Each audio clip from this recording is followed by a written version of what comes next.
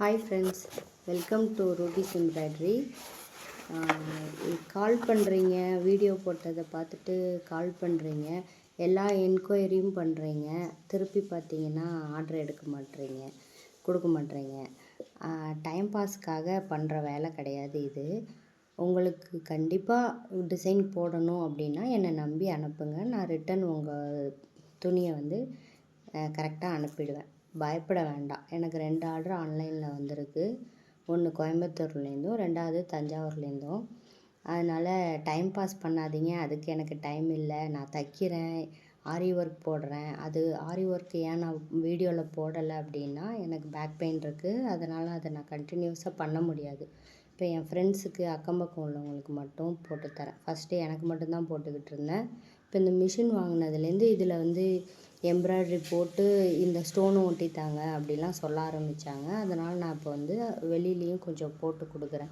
அது டைம் இருந்தால் மட்டும்தான் அதை நான் ஆர்டர் எடுக்கிறது. ஆரி ஒர்க்கு கண்டினியூஸாக என்னால் முடியாது. அதனால் அது பண்ணுறதில்ல.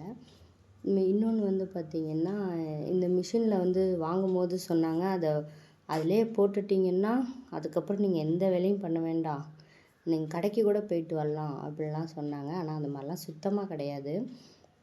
அதுக்கான டைம் ஒரு டிசைன் போடுதுன்னா மினிமம் டிசைன் ஒரு 5 ஹவர்ஸ்னாச்சும் போடுது. மேக்ஸிமம் அதுக்கு மேலேயே இருக்குது. 1 டே போடுற டிசைன்லாம் இருக்குது ஃபுல்லாக. அந்த உருவம் போடுறதெல்லாம் லேட் ஆகுது. அவங்க வீடியோவில் சொன்ன மாதிரி அதுக்கான வேலை அவ்வளோ சிம்பிள் கிடையாது. ஸோ நான் அது பக்கத்துலேயே இருக்க வேண்டியதாக இருக்குது. நூல் அடிக்கடி அறுந்து போகுது. பாபினில் நூல் அந்த கேஸில் மாற்றிக்கிட்டே இருக்கணும். ஏன்னா எவ்வளோ நம்ம தைக்கிறதுக்கே எப்படி மாற்றுறோம் மிஷின் ஸ்டிச்சிங்க்கு. அப்படி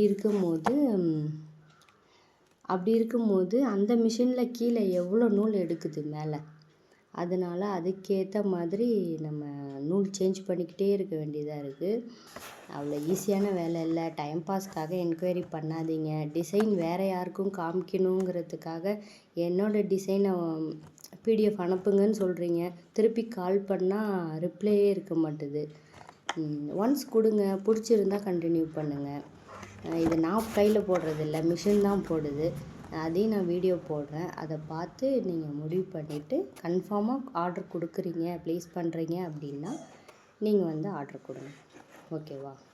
தேங்க்யூ ஃப்ரெண்ட்ஸ், பாய்.